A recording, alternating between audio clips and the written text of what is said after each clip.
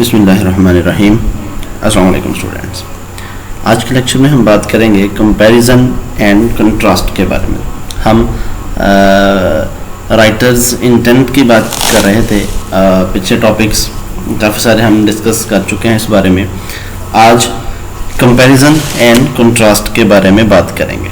सबसे पहले तो जी कंपैरिजन एंड कंट्रास्ट क्यों करते हैं, हम इस्तेमाल क्यों करते हैं? Showing similarities and differences to make a point. किसी भी ऑब्जेक्ट की, किसी भी कॉन्सेप्ट की सिमिलरिटीज़ या जो उसके डिफरेंसेस हैं उनको शो करना किसी पॉइंट पे पहुंचने के लिए, इसे कंपैरिजन एंड कंट्रास्ट बोलते हैं हम। सो सबसे पहले what is comparison and what is a contrast? Comparison जो है जी, comparison comparing things mean pointing out their similarities or what they have common।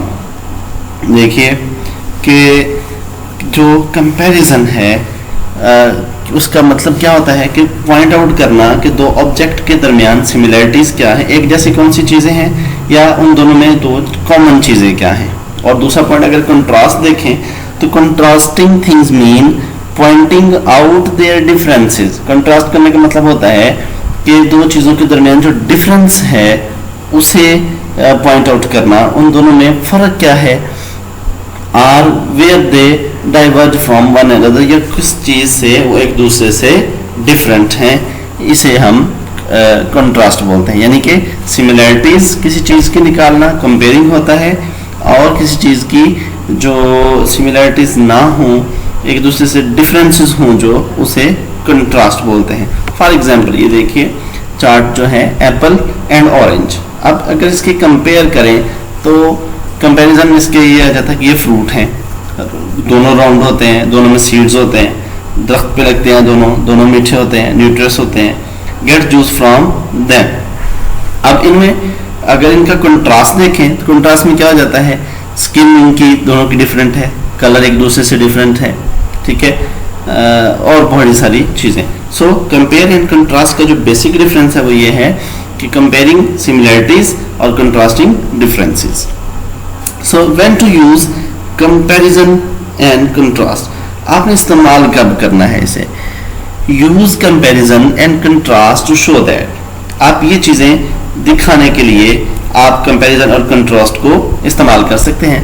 One thing is better worse than another, अगर कोई चीज़ दूसरी से अच्छी है या बुरी है, आप उसकी अच्छाई या बुराई को बयान करने के लिए दूसरी चीज़ के साथ कंपेयर कर सकते हैं। Things that seem alike are actually different, और चीज़ें जो दिखती एक जैसी हैं लेकिन है एक दूसरे से मुख्तलिफ। जैसे अभी एग्जांपल देखी कि एप्पल एंड ऑरेंज जो है दिखने में तकरीबन एक जैसे राउंड हैं लेकिन हैं different. Things that seem different are actually alike, या फिर ऐसी चीज़ें जो देखने में मुख्तलिफ नज़र आती हों लेकिन हों एक जैसी। तो इन चीज़ों को हम वाज़ेह करने के लिए कंपैरिजन या कंट्रास्ट को यूज़ करते हैं। सो अब आप कंपेयर और कंट्रास्ट कर कौन सी चीज़ों को सीख सकते हैं? To compare or contrast, you need two subjects that have a basis for comparison। दो आपके पास ऑब्जेक्ट होने चाहिए, दो चीज़ें होनी चाहिए जिनके आपके पास जिनका बेसिस फॉर कंपैरिजन हो, कंपैरिजन की बेस हो। अब ये क्या होता है? A basis for comparison is an essential common element that makes it logical to compare the two items. अब जो है आप दो डिफरेंट ऑब्जेक्ट्स को बिल्कुल भी कंपेयर नहीं कर सकते। फॉर एग्जांपल ये देखिए, पहली एग्जांपल देखिए, ये दोनों बॉल हैं, ये क्रिकेट बॉल है, ये आपका रग्बी बॉल है। अब ये दोनों को कंपेयर किया जा सकता है क्योंकि कैटेगरी सेम है, वो दोनों एक दूसरे से मुख्तलिफ हैं, शेप में मुख्तलिफ हैं किस तरह की, लेकिन है दोनों बॉल। अब एक बॉल का एक एरोप्लेन के साथ कंपैरिजन नहीं किया जा सकता। बॉल का एरोप्लेन के साथ कंपैरिजन नहीं किया जा सकता क्योंकि दोनों के फीचर टोटली ही डिफरेंट हैं, उनका मैन्युफैक्चरिंग डिफरेंट है, उनका मटेरियल डिफरेंट है। सो दोनों एक दूसरे से डिफरेंट हैं, एक दूसरे के साथ कंपैरिजन उनका हो ही नहीं सकता।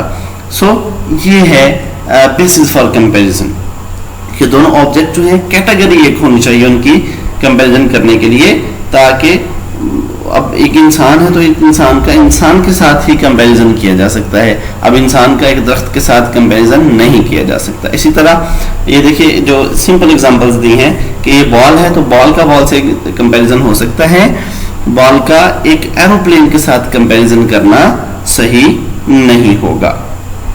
सो अगर to contrast comparison contrast thesis, अब कंपैरिजन और कंट्रास्ट करना कैसे होता है? देखिए सबसे पहले आपके पास एक सब्जेक्ट होना चाहिए, फिर उसका फोकस और फिर उसकी रीजन या प्रूफ जिसे हम बोलते हैं। फॉर एग्जांपल देखिए subject, two items you will compare and contrast, दो आपके पास चीजें होनी चाहिए जिन्हें आपने कंपेयर करना है या जिनमें से जिसका कंट्रास्ट करना है आपने। फिर focus, the reason you are comparing contrasting them, आपके पास रीजन भी मौजूद होनी चाहिए कि आप उस ऑब्जेक्ट को उन ऑब्जेक्ट्स को कंपेयर क्यों कर रहे हैं और कंट्रास्ट क्यों कर रहे हैं। To rate them, to show similarities, to show differences etcetera. Reason proof, the three are more major aspects of each subject that you will explore to prove your focus. अब रीजन या proof ये होता है कि आपका जो focus है, आपका जो पॉइंट ऑफ व्यू है, आप उसे एक्सप्लोर करने के लिए, आप उसे शो करने के लिए कंपैरिजन या कंट्रास्ट का ऑप्शन इस्तेमाल करते हैं। सो जी अब सैंपल देखिए, ये पैराग्राफ है, इसमें हम देखेंगे कि कंपेयर और कंट्रास्ट हमने कैसे किया।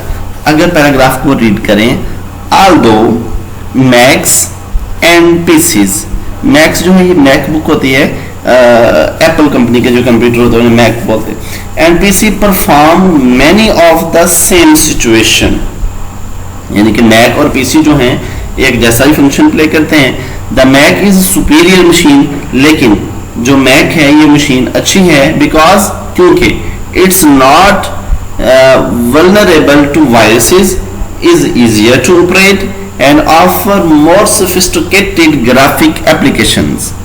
अगर आप थीसिस देखें, जो हमने पीछे देखा था कि सब्जेक्ट होनी चाहिए, बेसिस फॉर कंपैरिजन होना चाहिए, फोकस और रीजन। अगर देखें अब सब्जेक्ट हमारे पास दो हैं, क्या है, मैक और पीसी। अब बेसिस फॉर कंपैरिजन है क्या हमारे पास, जी बिल्कुल, बोथ आर कंप्यूटर, मैक भी कंप्यूटर है, पीसी भी कंप्यूटर है। अब फोकस क्या है कि हम क्या क्यों करना चाह रहे हैं, कि हम साबित क्या करना चाहते हैं। साबित का हम ये करना चाहते हैं कि जो मैक है वो पीसी से बेहतर है, तो मैक इज सुपीरियर मशीन।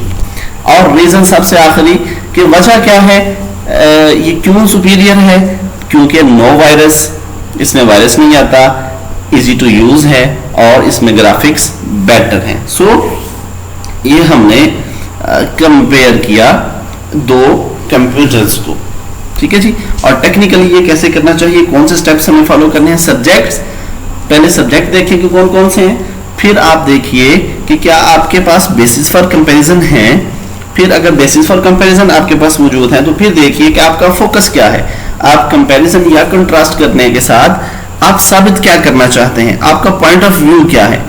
और फिर अगर आप उसको साबित कर देते हैं तो व्हाट इज द रीजन, वो कौन सी वजह है जिसने आपके पॉइंट ऑफ व्यू को साबित किया है। सो इट्स आपका ये कंपेयर करना है तो भी, आपने कंट्रास्ट करना है तो भी सेम रूल ही अप्लाई होगा। अब ऑर्गेनाइजिंग अ कंपैरिजन या contrast, once you create your thesis you will decide how to organize your essay, मतलब सब्जेक्ट बाय सब्जेक्ट करना है आपने या पॉइंट बाय पॉइंट करना है, यानी कि कंपेयर या कंट्रास्ट दो तरह से होंगे, सब्जेक्ट बाय सब्जेक्ट होगा या फिर पॉइंट बाय पॉइंट होगा। अगर सब्जेक्ट बाय सब्जेक्ट है, discuss all aspects of the first subject, then discuss all aspects of the second subject.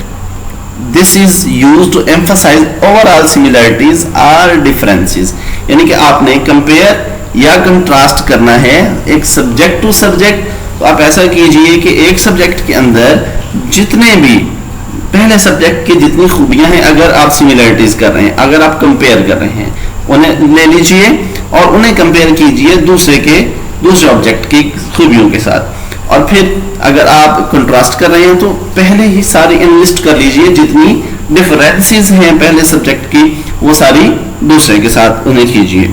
सो ये subject to subject compare and contrast हो जाएगा। अगर पॉइंट ऑफ बाय पॉइंट है तो make one point about the first subject, then make a parallel point about the second subject. यानी कि आप पहले सब्जेक्ट का एक पॉइंट ले लीजिए और फिर दूसरे सब्जेक्ट का एक पॉइंट लेके उन्हें आपस में कंपेयर कीजिए, कंट्रास्ट कीजिए, तो पॉइंट बाय पॉइंट कीजिए। और अगर सब्जेक्ट बाय सब्जेक्ट करना है तो फिर पॉइंट बाय पॉइंट आप नहीं करेंगे, पहले सब्जेक्ट के सारी पॉइंट्स ले लेंगे, फिर उन्हें दूसरे के साथ कंपेयर या कंट्रास्ट कर लेंगे।